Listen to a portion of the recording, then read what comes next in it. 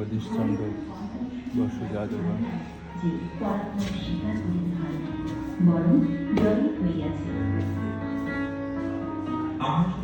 সালে ইউরোপ জয় করে বিজয় এসে জগদীশ যখন কলকাতায় ফিরে আসেন, তখন রেল স্টেশনে তাকে অভিবাদন জানাতে উপস্থিত ছিলেন আনন্দমোহন বসু, ডক্টর নীলরতন সর্দার, যতীন্দ্রমোহন ঠাকুর, আচার্য প্রফুল্ল চন্দ্র রায়, ডক্টর পি.কে. রায়, পণ্ডিত শিবনাথ শাস্ত্রী, কৃষ্ণ কুমার মিত্র সহ আরো অসংখ্য মানুষ।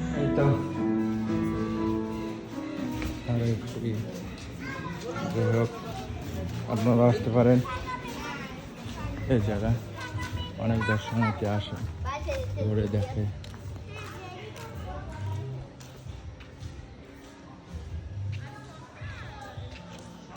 সামনে